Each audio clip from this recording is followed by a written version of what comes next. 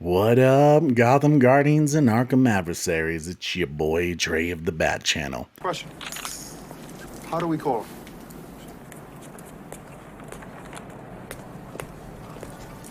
He gave us a signal.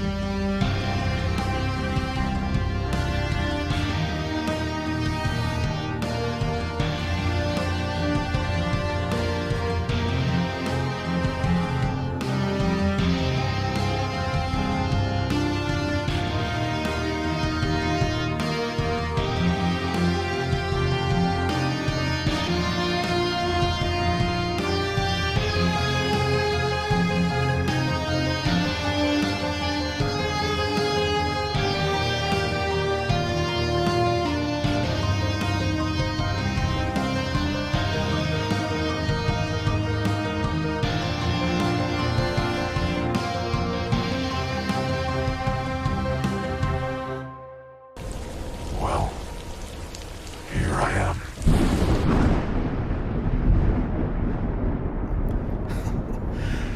Before we begin our show today, I wanted to take this moment to thank you guys.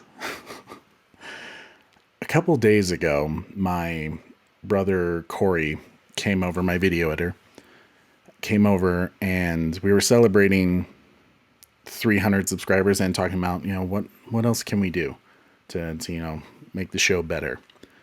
And he sat down and he's like, dude, I think you're going to hit 500 subscribers before Zack Snyder's Justice League.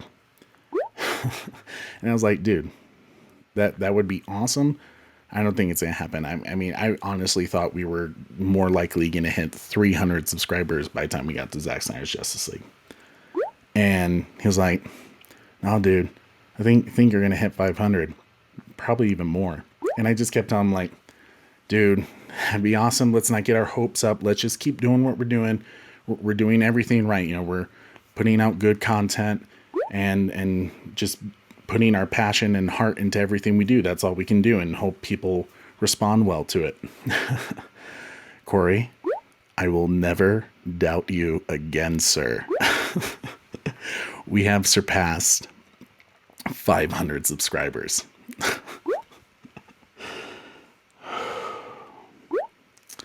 I'm like shaking. The fact that we're already here is amazing, and I can't thank you guys enough. From our old subscribers to our new subscribers, thank you. Welcome to the Bat family. It's awesome to have you here. I want to give a quick couple shout outs to some of the people that helped push us over this milestone, and that is my boy Bat Mike, the legendary Bat Mike, my man. Thank you. I think his daughter was actually subscriber number 500. I think his wife was also like subscriber number 200 too. So like, his family just keeps being that milestone subscriber, dude. Thank you so much for your support. Your friendship really has meant the world to me since we started our channel, and I can't thank you enough. It's been a blast. It really has. And I also want to give a quick shout out to the Make the Batfleck movie account. Thank you guys for helping us get here as well. Your guys' support has also meant the world to me, and whatever I can do for you guys, just let me know. As I always say, light the bat signal and I'll answer the call. Thank you guys. I'm like seriously blown away. I was like speechless yesterday. It's been awesome. So thank you guys so much. We're gonna have some more cool stuff for you guys as we go along. Thank you for the positive responses that we've been receiving for that soundtrack reaction video. That's something that was really close to my heart, as you guys know, because I want to do that for a living. I want to be a music composer, and I try not to get my hopes up or my expectations up on a video, because some do well, some don't. That one I wanted it to do well, and it's doing very well, so thank you guys. Thank you.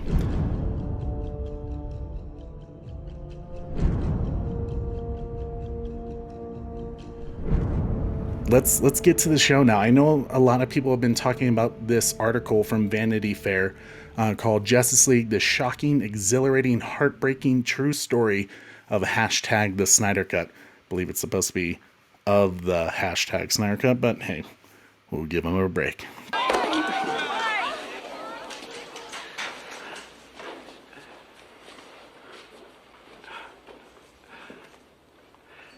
Since you're new here, I'm gonna cut you a break today. This was a pretty good article. There were some things that I wasn't crazy about. How they were talking about the fandom being very toxic. There's always a few bad apples, guys. There's always a few bad apples, no matter where you go. You don't have a toxic fan group that can raise $500,000 for the American Foundation of Suicide Prevention. That's all I'm going to say about it. Okay?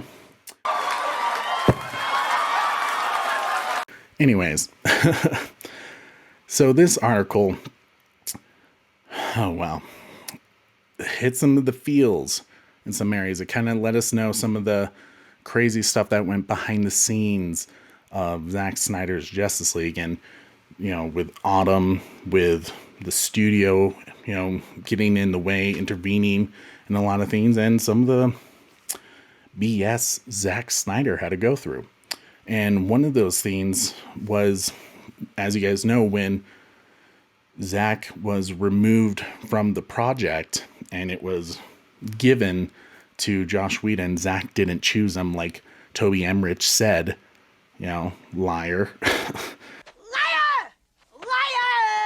Apparently, Deborah Snyder, Zack's wife, and Christopher Nolan, yes, the legendary director Christopher Nolan, who did the Dark Knight trilogy, who was a producer with, I think, honestly, most of the DCEU films that Zack Snyder did. I think he was a executive producer for all of them. He went to the Josstice League movie and watched it with Deborah, and they had the same impression we all had. No, God! No, God, please, no! No! No! No! This is not the movie they worked on. And they both made a conscious decision to tell Zack, don't see the movie, buddy. It'll break your heart. So, which I agree. I mean, to work that hard on a project like that, and it basically was a decade of Zack Snyder's life with the whole DCU in it. And, the relationship between Warner Brothers did not end well. And, you still put your heart and soul in a project, even though you are forced to leave it. And you see what Josstice League became. It was awful, completely demoralizing to a lot of the characters he built up. Makes sense, but I'm glad they told him not to watch it. It broke our hearts. I know it was you, Fredo. You broke my heart. You broke my heart. Hence why we fought really hard for it. With Josstice League being a complete failure, I thought this was really interesting. Apparently, there was an anonymous studio executive who said after they gave, I think, Joss Whedon an extra like $25 million to do all of his reshoots that he did over like 3/4 of the film. Remember, only like 30 minutes of Zack's footage was used, and it was still tampered with by Joss Whedon. So, completely different movie. If you guys don't think it is, it is. It's like 3.5 hours that we haven't seen. But they gave him like $25 million, Joss Whedon, to do the new film. Well, to reshoot the film. And when the executive members of the studio saw it, even they knew it was shit. They literally called it, everyone knew it was a piece of shit. That is one big pile of shit. And they decided to still put it out there. Yeah, but your scientists were so preoccupied with whether or not they could, they didn't stop to think if they should. If anything, they should have realized we need to pause the project, and we need either Zack back, or we really need to spend the time to make sure it's a good product. The truth is they didn't give a damn, and it was starting to cost too much, which means they didn't give a damn about the fans. You stood on the shoulders of geniuses to accomplish something as fast as you could, and before you even knew what you had, you patented it and packaged it and slapped it on a plastic lunchbox, and now you're selling it. You want to sell it. Well, So they threw out this crappy film in 2017 that we all know it was a box office failure. I think it only made $675 million, which a huge loss with a $300 million budget on top of the $25 million that they gave Josh and like another $110 million for marketing. So there you go. It was a complete box office failure. You know, as we all know, Warner Brothers kind of pushed Zack Snyder out of the DCU projects because of the criticisms that Batman v Superman received.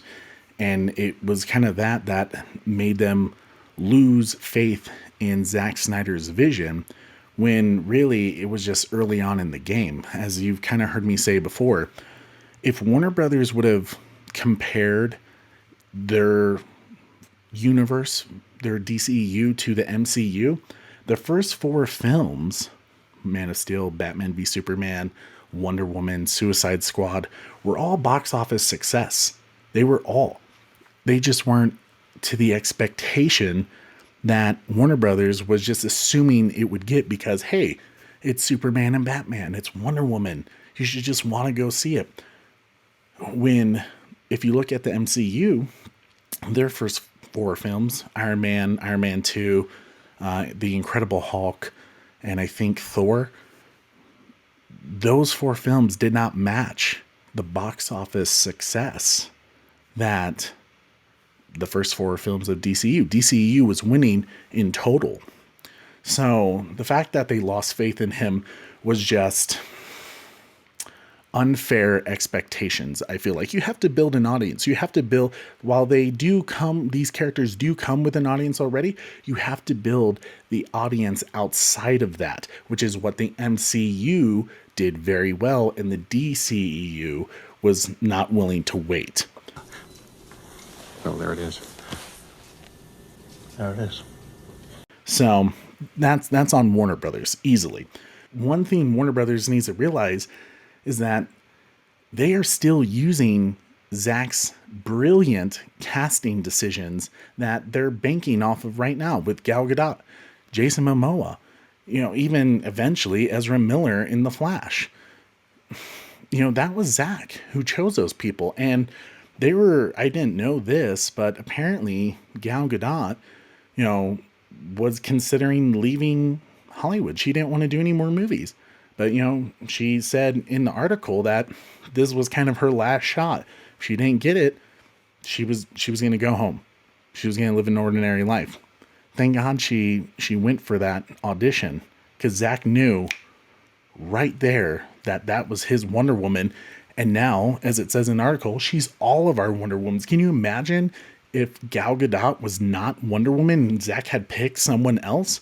I don't think it would have been as successful. She's perfect for the role. And then you have Jason Momoa. They talked about this in the article where, you know, I did know this. Jason Momoa came in to audition for Bruce Wayne for Batman v Superman. And Zack had decided that's going to be my Aquaman. And the studio was like, why is he not blonde hair and blue eyes? And Zack said, well, I just have this idea that, you know, the Pacific Islander has this connection to the sea, and I think we can use that to build upon this character's background. And the studio thought he was crazy. What are you? An idiot sandwich. Idiot sandwich what? An idiot sandwich. Look at him now, Jason Momoa, huge superstar. Even Jason Momoa, I think this was technically before Game of Thrones, that he was considering, you know, leaving Hollywood and not being an actor anymore. And, you know, one thing broke after all these actors, you know, some of them no names, got their big break from Zack Snyder. The man is a crazy judge of talent. You gotta give me one thing. I'm a scary judge of talent. They lost faith in him. The studio lost faith in Zack. And they sent Jeff Johns and John Berg to babysit him on the studio, which, good for Zack. I just get the feeling Zack doesn't let things bug him too much, that he just has a good, head over his shoulders, because in the article he says it didn't threaten him because they weren't threatening people. They wanted him to add more humor. He just kept doing what he was doing. Some, some of it he took for consideration. Like, this was one particular idea that I'm curious to see if it is in Zack Snyder's Justice League. To be honest with you guys, I'm not crazy about it. Apparently there was this idea that after Batman v Superman, where, Superman dies, that there was going to be a relationship, possibly intimate, between Bruce and Lois.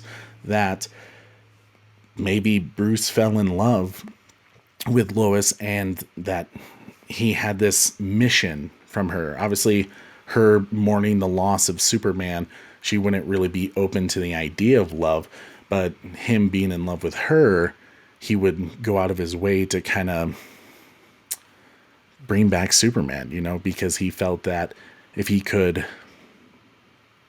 make her happy, that was his, his mission. If he could bring back Superman, bring these people together, this league of superheroes, that could be his life beyond the cave. Kind of similar to that Christopher Nolan idea that he had with Rachel in Batman, that she was kind of his life beyond the cave. It makes me wonder if that has anything to do with that All the Gods t-shirt design I actually have, where you actually see a scarlet letter of an A, with Batman and human and, a little sperm that makes a baby. It makes me wonder if it has anything to do with that idea, because Zack had made that t-shirt design before there was any hope of the Snyder Cut. So he kind of said that was like an original idea of his DCEU plan, and who knows if it actually happens in the Justice League film that he's doing. Personally, my feelings towards it, I'm not crazy about a Bruce and Lois Lane relationship. I know it happened in I want to say the Superman animated show, and I think in another animated film. But me personally, it makes more sense to continue the Bruce and Diana relationship, because it just feels weird, when, like, perfect example, it'd be like Ben Affleck on the other end of, his character in the movie Pearl Harbor with, like, Kate Beckinsale, where, like, he dies and his, like, best friend falls in love with Kate Beckinsale's character, and then he, like, comes back from the dead and she has a kid with him. Big mess. It kind of feels weird to you. It doesn't feel natural, and it kind of makes Bruce feel disingenuous. But I heard a lot of people say this is kind of Zack's inspiration. As we all know, one of his favorite film is Excalibur, which, Lancelot is Bruce, is kind of the thought process behind that. So let me know in the comment section what you think of the Bruce and Lois relationship. Like I said, I'm not crazy about it. I will be honest with you. I'm a Wonder Bat fan. I wasn't, from Justice League Unlimited and the TV show. That's kind of the relationship I would like to see continued, but I'm open to it. I know whatever Zack Snyder does, there's a lot of thought behind it, and it usually ends in a very redeeming story arc. So I'd be curious to see if that's teased at all in Zack Snyder's Justice League. We never did get to finish our dance. I don't know what you're talking about. If you say so, but you're still taking me dancing. There was one portion of the article that really hit hard, and that was the Autumn Snyder section. As you guys all know, Autumn Snyder is Zack Snyder's daughter, who took her life during the filming of Justice League. And obviously this tragedy that was on the family, it's impressive that Zack was willing to keep pushing, keep fighting. And clearly, as you kind of get from the article, it's still a difficult situation, and rightfully so. I can't imagine. But one thing that's can be really beautiful about this entire film is really it's a film for fans, but it's more about what we have achieved together, you know, with raising over $500,000 for the American Foundation of Suicide Prevention in honor of Autumn Snyder, and really for anyone who has lost somebody to suicide and depression.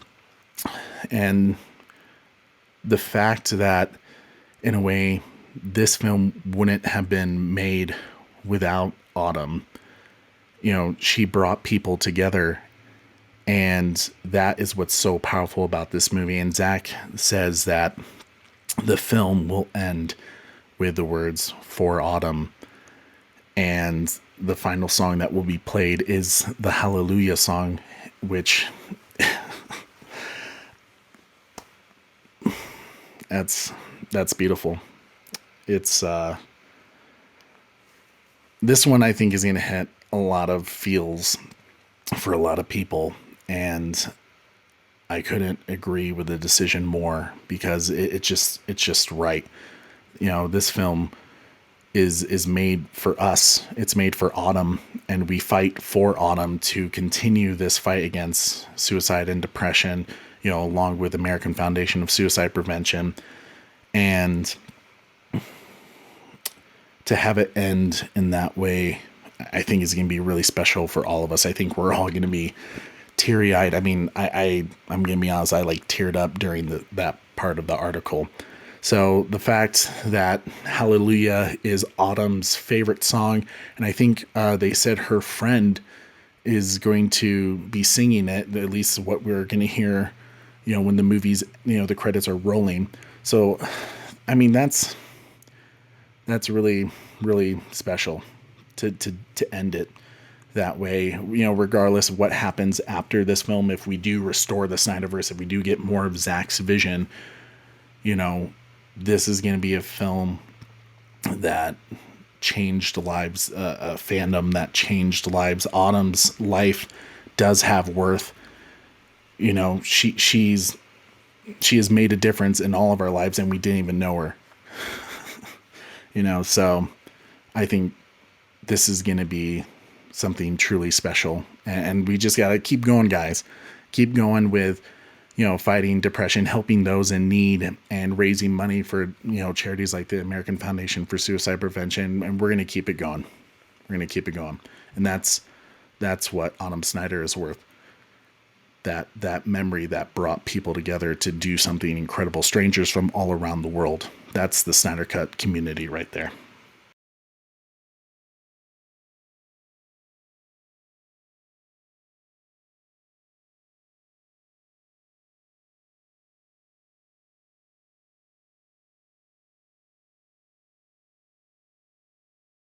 Now, I know a lot of us Snyder Cut supporters think that we know a lot of, and that we've seen a lot of what's going to happen in this film. You know, all the theories and, you know, some of the things that Zack has used to kind of get us hyped to promote his film before we heard, you know, Warner Media was going to greenlight it.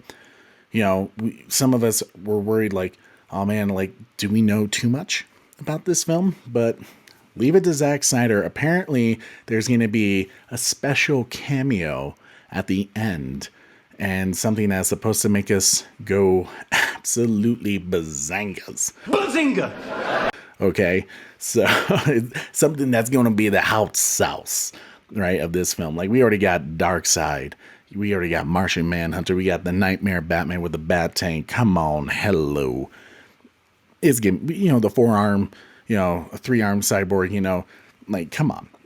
it's just gonna be a cool film. But now we know that there's going to be a special cameo at the end of the film. We know it's not going to be a post-credit scene because Zack's not really into that, but it's going to be a special cameo. So I'm curious on what you guys think is going to be, like, who do you think is going to be the special cameo?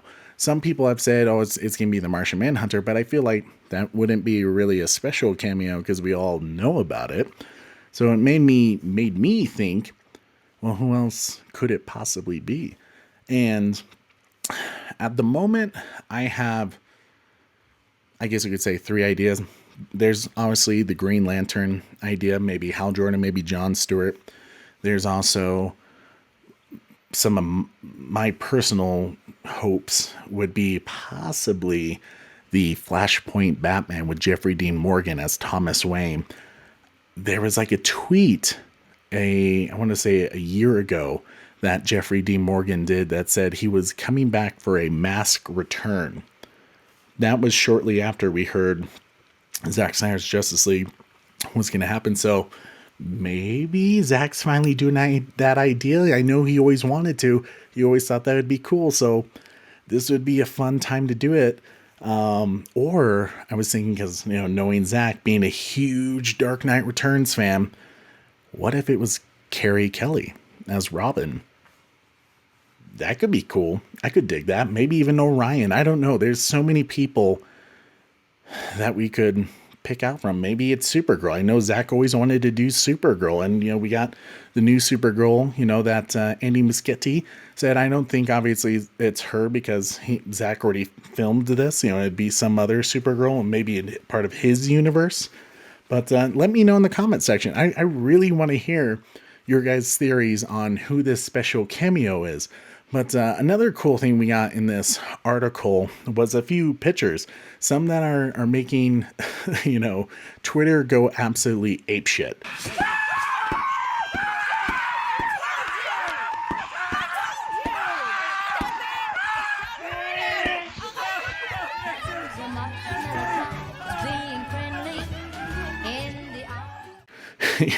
We had a picture of, Ray Fisher's Cyborg, obviously in his, his CGI suit that is going to turn into Cyborg after, in the graphics and stuff like that. But, have this super cool, Ben Affleck picture as the Batman. He is the goddamn Batman. He's so threatening. But here's the picture that everyone's been going absolutely crazy about. And to be honest with you, I dig it. I knew as soon as I saw it, I was like, oh man, this is going to be controversial. But you got this Jesus Joker. My man. It is cool. I mean, I know a lot of people have problem with this, and I know a lot of it tends to be people who are very religious, and I completely understand. I understand your reservations or kind of your discomfort about it, but take it this way. I think some people think it's just a photo and it won't be in the film. I think this will be in the film, because Zack loves these Christianity mythology images put into, as we saw with Superman, the death of Superman with a cross in the background, with even in Man of Steel when Superman's talking and you see, Jesus in blue and red, and clearly it was kind of there's a symbolism there. But this is Joker. He doesn't give a damn about who he offends. And I've heard someone say that Joker is kind of taking on this Batman's, Ghost of Christmas Past like thing. So I think that's kind of a cool concept. I mean, Joker, as I've kind of seen in Batman Arkham Knight with, the Joker being kind of in Batman's mind, the thing that Batman feared was Joker living on, that his memory, his ideals would grow into something far greater. And that was something that really bothered Batman, because he wants Joker forgotten, and to kind of enter this realm of, the divine, the Messiah, I think is a kind of an interesting concept for Joker that I think he would without question enjoy mocking. And it was actually even referenced. I think actually Batmike pointed this out with the comic Batman Damned, where they show Joker, Jokerizing a Christ, on the cross symbol. So Zack's not doing anything that hasn't been done already. He's just taking it another step into cinema. So I think it's kind of cool. I'm curious to see what it is in the film.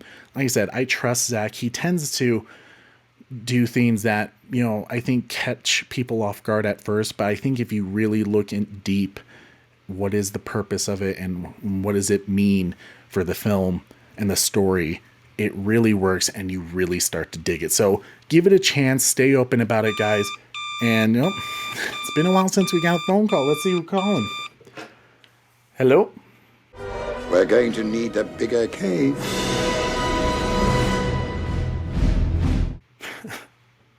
I agree, Alfred. We're definitely going to need a bigger cave. Thank you, sir. Appreciate it. Well, there you have it, guys. Thank you so much. We have hit 500 subscribers. That's so crazy. I am blown away by all the support. Seriously, thank you guys so much. Make sure to hit the like, share, and subscribe if you haven't already. And tune in weekly, same bat time, same bat channel.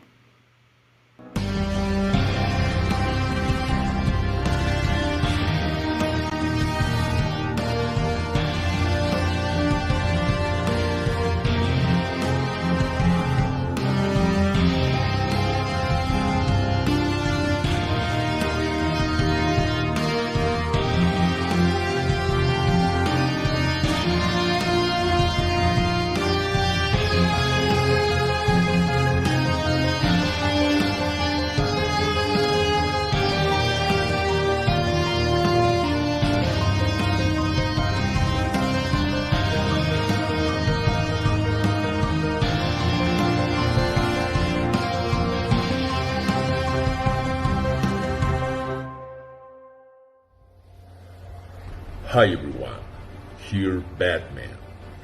This message is to tell you that you should subscribe to the Bat channel, the best YouTube channel about everything related to Batman and DC multiverse. Don't fall on the anti-life formula and subscribe now. Batman out.